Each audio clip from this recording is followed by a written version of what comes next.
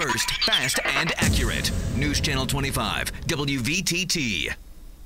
A warmer day here for us in the Twin Tiers. It looks like today's high was about 34 degrees. Let's take a look at our weather quickie. Tomorrow, we're going to see a high of about 40 degrees. Tonight, it looks like we're going to see some cloud cover, and it's going to be about 20 degrees. So cool tonight, tomorrow, 40 degrees. It looks like we're going to have some spring-like weather, but then, like I mentioned yesterday, the temperatures are just going to keep going down. It looks like this weekend we could have temperatures in the teens. So enjoy the weather for these next couple days. It will get chilly. I'll have more weather updates later on in Twin Tiers Evening News. Global news update on WVTT. Tourism businesses are often built on reputation. That's something once popular vacation destination of Acapulco, Mexico knows well.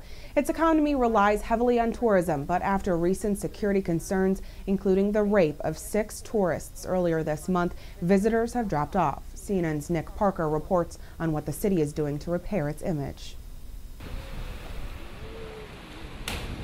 It's one of Acapulco's most celebrated spectacles. Nighttime cliff diving still attracts tourists, but the city's security problems have taken a toll. A couple of years ago, we received like maybe 25, 30 boats here in Acapulco, so now we have none. When I came, I was scared, but the people say there is no worried about it. So we are all right now. In its heyday, the city lent glamour to Hollywood blockbusters. Memories of famous visitors are preserved at this hotel.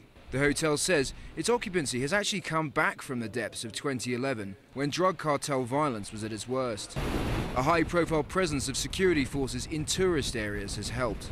I think you can see and you can tell by the number of tourists coming back to Acapulco that things in that Acapulco area are getting safer and better.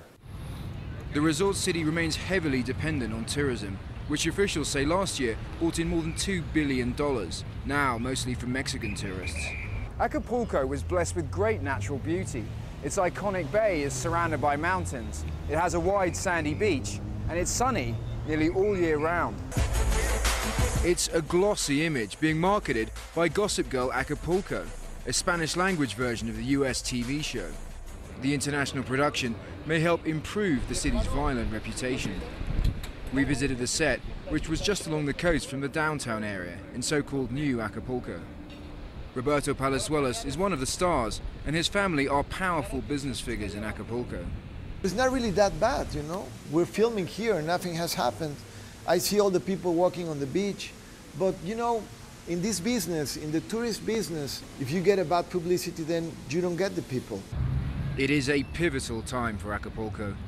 Tourism numbers had improved in recent months, and the overall impact of the latest violence remains an open question. Nick Parker, CNN, Acapulco, Mexico. Los Angeles police wrapped up a press conference earlier today, briefing the media and the public on the very latest regarding the hunt for Christopher Dorner. The renegade ex-cop is believed to have died in a fire last night in Big Bear, California, after a deadly standoff with authorities. Jim Spellman has the latest on this developing story from Los Angeles.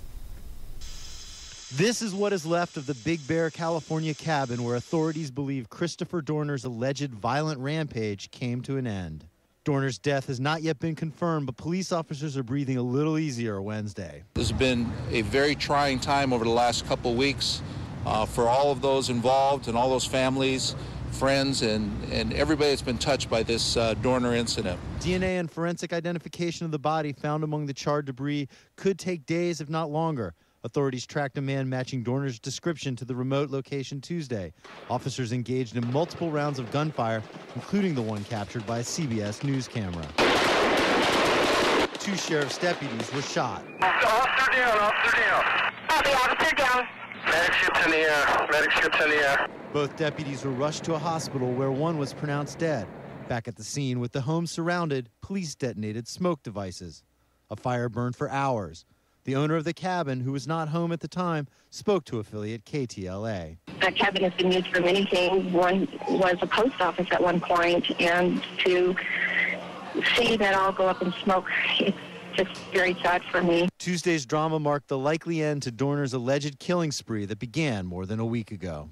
Investigators say Dorner was out to avenge his firing from the Los Angeles police force by targeting officers and their families. On February 3rd, he allegedly gunned down the daughter of an officer involved in his termination hearing, along with the woman's fiancé. Last week, the fugitive fired on 4 police officers in 2 different encounters, killing 1. Even though it appears Dorner perished in the blaze, the LAPD says they will still investigate his claims against the department.